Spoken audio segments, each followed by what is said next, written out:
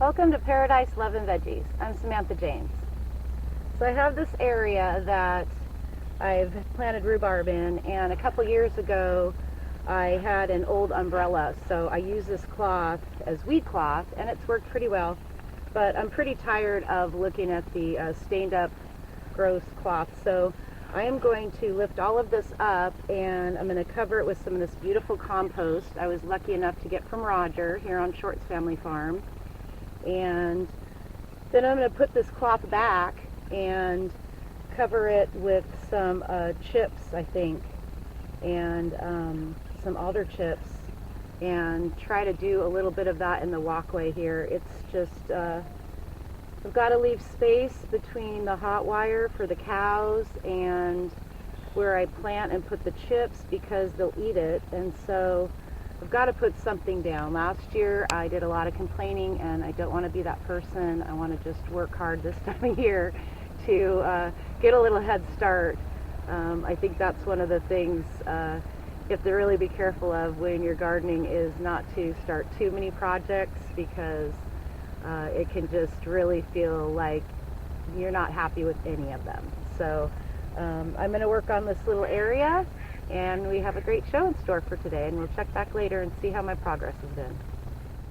If you live in the Northwest, you understand how getting seeds started outside can be a little bit problematic, especially when we get late freezing temperatures in the spring.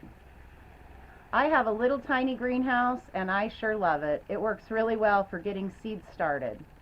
Today we're going to go and visit Spring Rain Farm. John Bello and his partner Roxanne Hudson have a number of greenhouses and a thermal geo greenhouse, which I know nothing about. So we're going to go check it out and see what we can learn.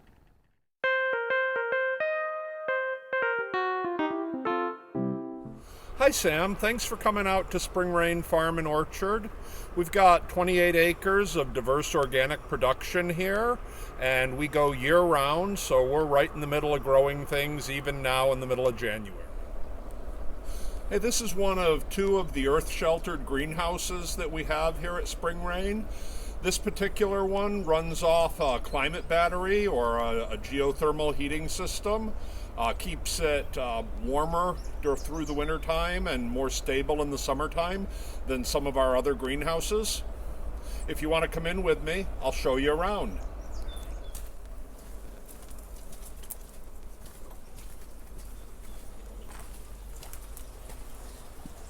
Oh my gosh. Oh wow. Okay, I was not expecting this much greenery. I don't know why, but oh my goodness. Okay. This is amazing. Wow. So tell me what you've got in here, John. So this is our winter setup for the earth-sheltered greenhouses. We do our best to not use much of any supplemental heat. We're just using the solar radiation that we capture and any heat energy that we can store to keep the greenhouse functioning.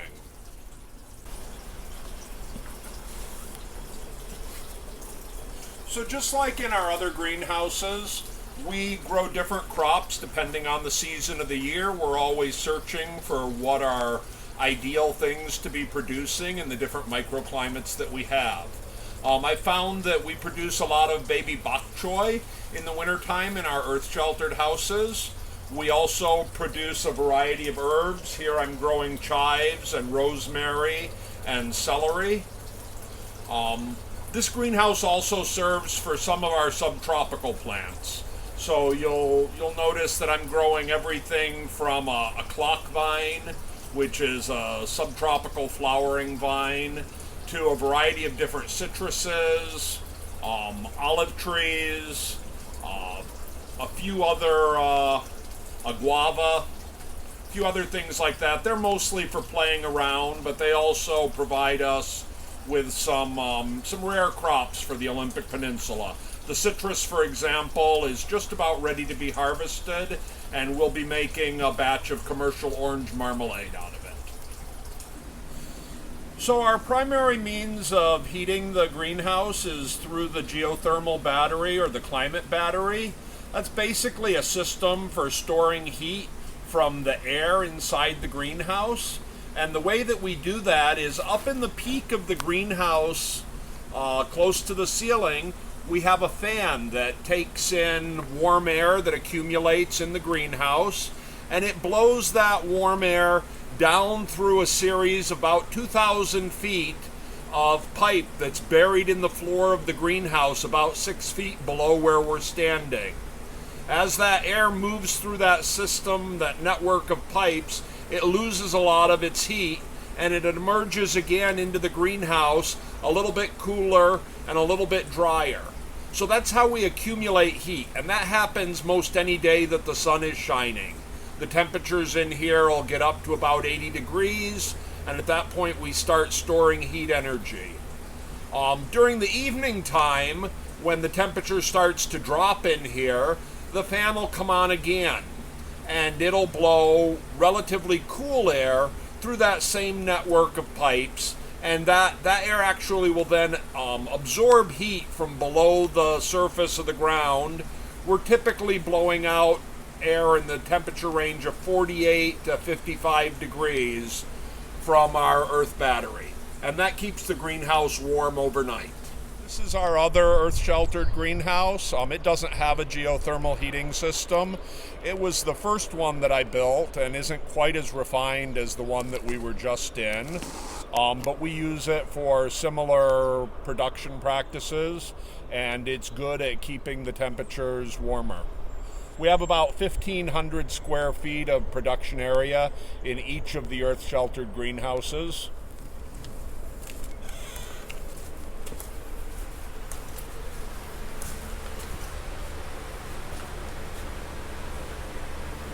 So I'm back with John in the second greenhouse that we started in the other day, and today he's going to talk a little bit about soil and what the difference is between growing indoors and outdoors. What is the difference between growing indoors and outdoors as far as soil is concerned? Oh, I was going to say that it's because the cold, freezing rain doesn't run down the back of your neck when you grow indoors. That's probably not what you're interested in, though. So, of course, when you're growing indoors, particularly in a greenhouse like this with raised beds and pots that can be rearranged, all of your soil had to have come in from the outdoors anyhow. So the soil that we grow in is a mixture of our compost and native soil that we've brought in from the farm and mixed it with other organic amendments. We monitor our soil's nutrient qualities by taking soil samples and sending them off to the soil test lab. I happen to use A&L down in Portland. I think that they give really nice recommendations after they've done the nutrient analyses as far as whether there are any nutrients that are excessive or deficient in our soils. From those nutrient tests that we take, we actually purchase a specifically formulated blend of organic fertilizers that's meant to match that soil nutrient profile. So if our soil is low in phosphorus, the nutrient blend or the fertilizer blend that we purchase has the right amount of phosphorus to make up for that deficiency. We also bring in a fair amount of organic matter each year, and we top dress the soil with it. Let me just interrupt you real quick. So when you say organic matter, are we talking maybe the poo from some of your animals here on the farm, or what specifically? Plant materials, sawdust, okay. Composted wood chips. Okay. Old dead grass clippings that have decomposed. And so you kind of make your own compost mix with that stuff. We do some composting in place in the beds, but that's specifically because the other component of it is that we bring in red wiggler earthworms into all of our indoor beds, and those earthworms are busily consuming that organic matter, whether it be sawdust or grass clippings or whatever. And they produce, of course, worm poop. So where does someone get worms if someone wanted to add worms to their garden? I purchased mine off the internet.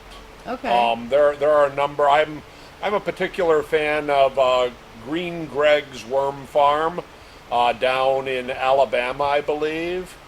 Uh, he sends me sacks of worms, 20,000 at a time, Oh my goodness. and we spread them out. So Usually, you would just you usually you can, yeah, you dig up a handful of soil, and you find that there are worms. Oh, I think I saw one that just rolled. Okay. So So how do you actually distribute them in the bed here? You just kind of We- chuck them out there. we shake them out, and in the course of an hour, they burrow down into the soil, and they start turning what's essentially a mishmash of different soil components into a living soil profile. And the addition of organic matter on the top, uh, each time we change crops, the earthworms actually come up and they eat that. If you look here, there's hardly anything on the surface of the soil, and it's because it's all been consumed and turned into worm castings, and the nutrients in those worm castings are readily available to the plants. And I suppose the worms are real happy. They don't have to worry about the predator, a bird.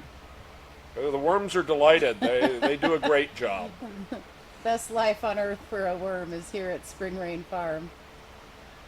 Well, that answers a lot of questions. So I wanted to just real quick let you talk to viewers as far as your farm store and the hours it's open and what's available to consumers like this time of year and the kind of late winter, early spring versus full swing in the summertime. Sure. We have an on-farm stand, and the first thing that I'll say is that it is and always has been a self-serve honor system. Our employees and myself, we're all out farming, growing, and harvesting things. There's nobody there in the farm stand to help you. If you actually need help, you can contact me on my cell phone. But we stock the farm stand about 3 times a week with all of the products that we're producing at any given time in the year. Some products, for example, chicken, duck, rabbit, fresh chicken or duck eggs, our line of value-added products, the various jams that we make, the organic tomato sauce, the herb salts, the syrups, Your delicious pesto, don't forget to mention that. the various flavors of pesto that we produce throughout the year. Those are available essentially year-round, although we do tend to sell out of the nettle pesto, it being a springtime specialty. Other products are seasonal in nature. In the wintertime, we specialize in growing fresh greens, things that can be produced in unheated greenhouses and that are essentially in short supply. Everybody wants, delicious fresh green vegetables in the wintertime. Your body just craves those things. And so we spend most of our time in all of our greenhouses growing things like spinach and arugula and salad mix and bok choy and mustard greens and kale and chard. All of those things end up in the farm stand. But as the season changes and it becomes easier to grow some things outdoors, for example, the brassicas or spinach for that matter, we tend to shift toward other things. In the summertime, we use our greenhouse spaces to grow cucumbers and tomatoes and cherry tomatoes and poblano peppers and roasting peppers and bell peppers and jalapenos and eggplants and basil and strawberries. A lot of specialty things that grow best in the Pacific Northwest when they're grown under a protected situation.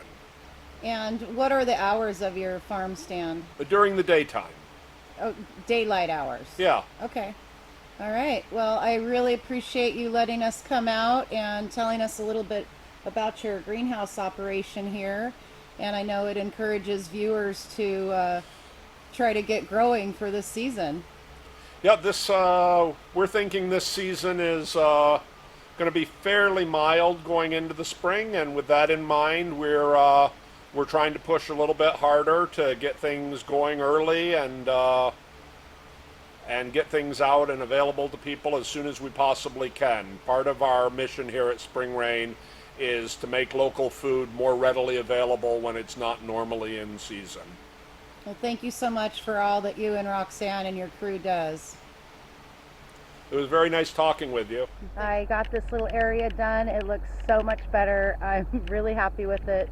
The great thing about using paper and chips is that you can just do one area and then kind of scarf away the chips and put more paper down and expand. So I'm really, really happy with what got done here today, and I just think it looks so much better. I want to again thank John from Spring Rain Farm for being such a great host and letting us come out. I hope you enjoyed watching today's episode of Paradise 11 Veggies, and we'll see you next time.